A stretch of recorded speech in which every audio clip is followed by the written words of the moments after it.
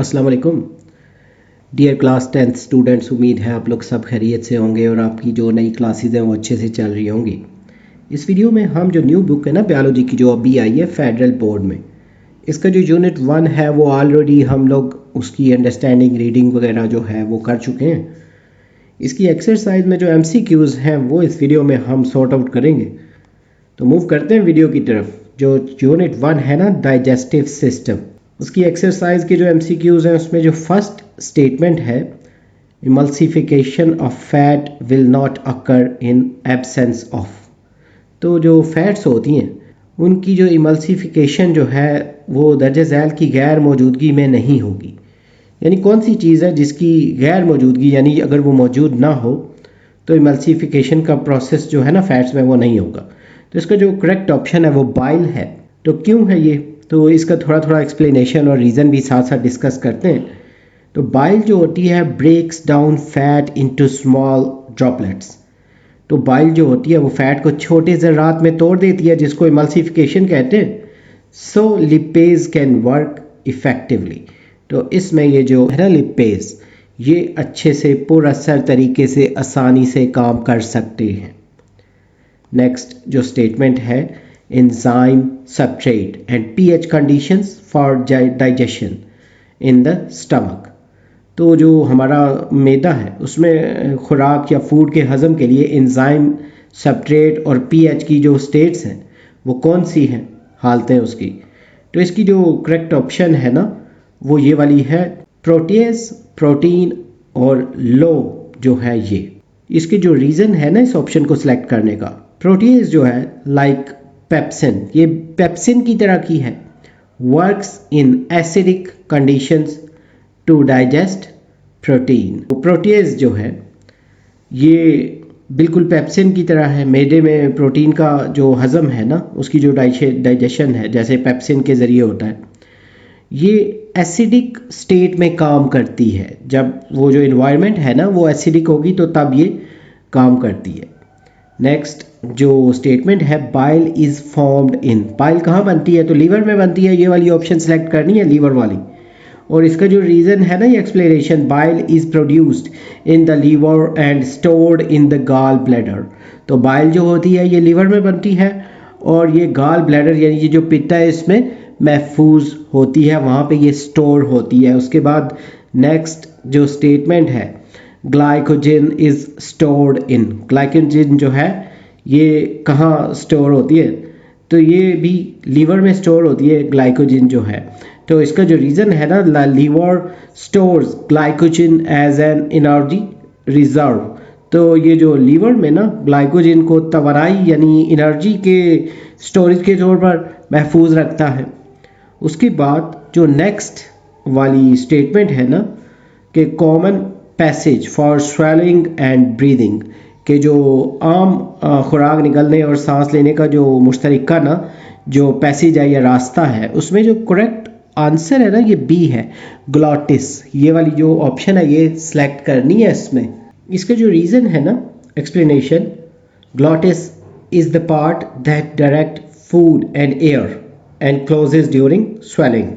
तो ग्लॉटिस जो है, ग्लॉटिस वो हिस्सा है जो सांस की नाली और खुराक की नाली जो है उसके बीच होता है और निकलते वक्त ना ये जब हम स्वेलिंग करते हैं तो ये बंद हो जाता है। नेक्स्ट जो स्टेटमेंट है digestion of starch and protein is by.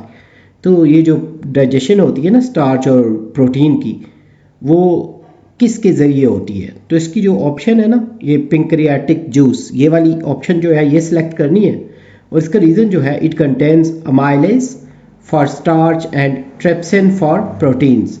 तो ये जो पेंक्रियाटिक जूस है ना इसमें अमाइलेज जो होती हैं और ट्रिप्सिन यानी प्रोटीन के लिए, अमाइलेज जो है वो स्टार्च के लिए और ट्रिप्सिन जो है प्रोटीन के लिए, यानी इनको डाइजेस्ट करने के लिए ना ये दोनों एंजाइम्स जो हैं ये शामिल होते हैं। फिर जो stomach tissue damage occurs due to, तो मैदे की जो टिश्यूज़ हैं उनको नुकसान की वजह किस वजह से होता है, तो इसका जो आंसर है ना गैस्ट्रिक जूस, ये वाली ऑप्शन सेलेक्ट करनी है। और इसका रीज़न है without mucus stomach acid and enzymes can harm tissues.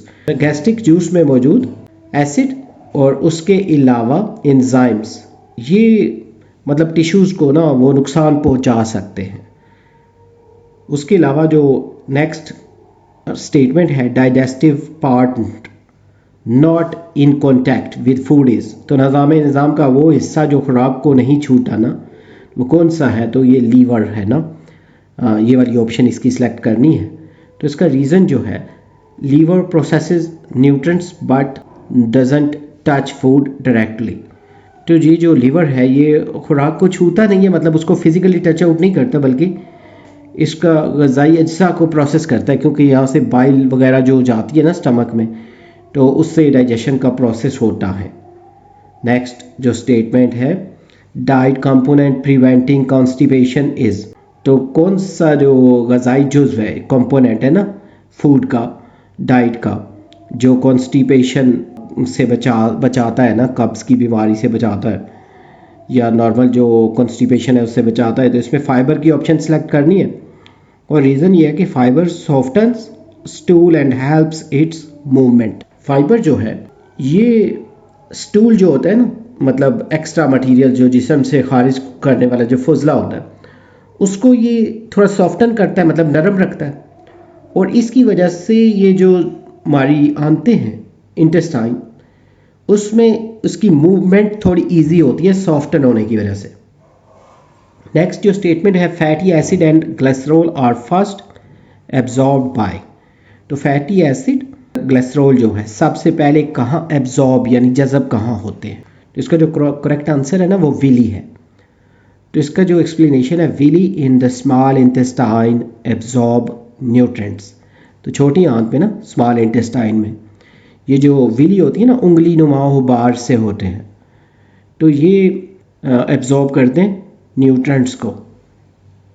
Next जो स्टेटमेंट है which secretion helps in fat digestion without enzymes, तो कौन सा जो एक्सर्शन है ना सेक्रेशन जो है इखराज वो फैट को डाइजेस्ट करने को ना तेज़ करता है, लेकिन एंजाइम के बगैर ना, बगैर किसी एंजाइम के। तो इसका आंसर जो है वो बाइल है। तो रीज़न जो है इसका ना bile emulsifies fats but has no enzyme, bile जो है ना वो फैट को इमल्सीफाई करता है ना, छोटे टुकड़ों में उसको ब्रेक डाउन कर लेता है, इसको इमल्सिफिकेशन कहते हैं, लेकिन इसमें कोई एंजाइम नहीं होता। नेक्स्ट में ना जो स्टेटमेंट है ट्रेप्सिनोजन इज़ एक्टिवेटेड बाय, ट्रेप्सिनोजन किसके ज़रिए ना एक्टिवेट होता है, फ़ाल होता है ना, फंक्शनिंग करता है।